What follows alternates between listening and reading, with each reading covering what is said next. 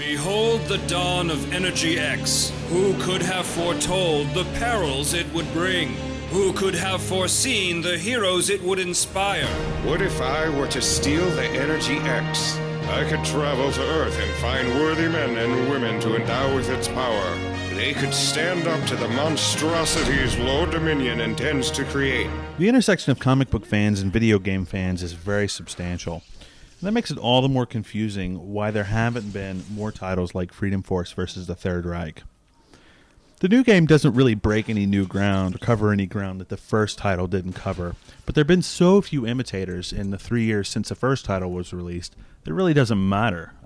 This game is basically the same as the original Freedom Force, but that means it's a great game. For those of you who don't know, the Freedom Force is a big team of superheroes, and you're going to lead them through a wide variety of missions here.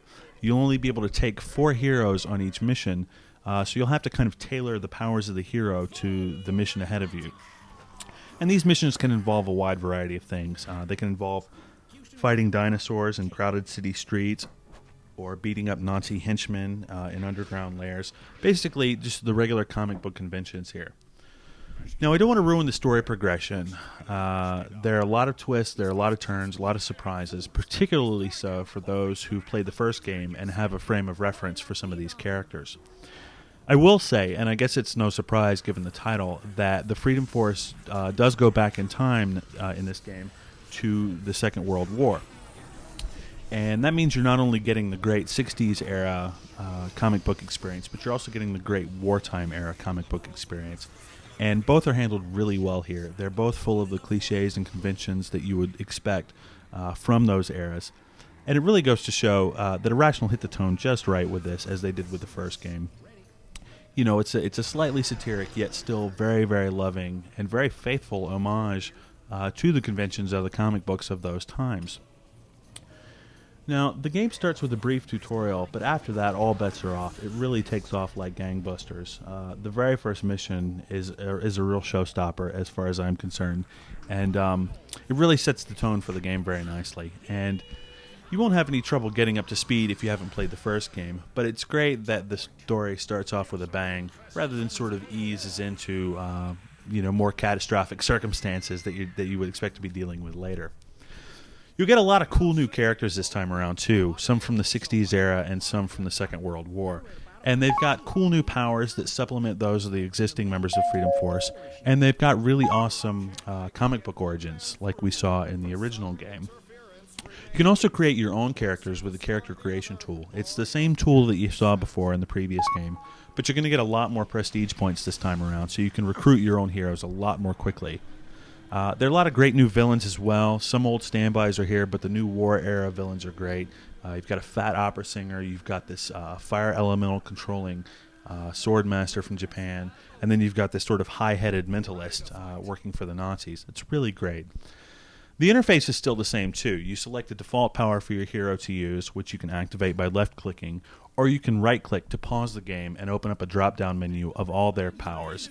And it's a really convenient interface. Worked just great the first time around and works equally well here. The big change is in the area of graphics. The character models still look pretty much the same as usual, but the world around them and the effects are much, much better. And that goes a long way towards making Freedom Force versus the Third Reich seem like a living world. It's still got that 4-color comic book presentation, but the textures have a lot more depth now. The shadows and lighting are greater. There are some very cool particle effects for some of the powers. So when you see somebody throw a bolt of fire, it looks a lot more convincing this time around. I'd still like to see a slightly better camera, be able to get very, very close in on the action and get that ground level perspective that I crave. But the camera's pretty convenient otherwise. It does give you a very good view of the action in general. The voices are an inch away from becoming silly, but they really capture the tone of the game, and they go a long way towards preserving that sort of tongue-in-cheek humor that I was talking about earlier. There's a lot more going on in terms of multiplayer this time around. There are plenty of new modes, and though some of them can get chaotic, they include your opponent's character portraits on the bottom of the screen, so you can use those to target your enemies. Makes it a lot easier to fight, particularly so since you can't pause the game. There are no surprises in this game apart from the cool new story and the improved graphics, but there really don't need to be. Like I said, the original Freedom Force was a fantastic game, so we're more than happy to dive in for more with Freedom Force versus the Third Reich. If you love comic book heroes or if you love squad-based strategy games, this one is a definite must-have. Now, see here, Bullet. How do you know so much about my jetpack? I read about it when I was a kid in one of your comic books. In fact, in the May 1954 issue. When you were a kid? Why, you're older than I am. Right, mate. I see you haven't sussed out the whole bullet is from the future thing yet. Perhaps we can save the metaphysical discussion for another time. Or have you forgotten? We've a war to win.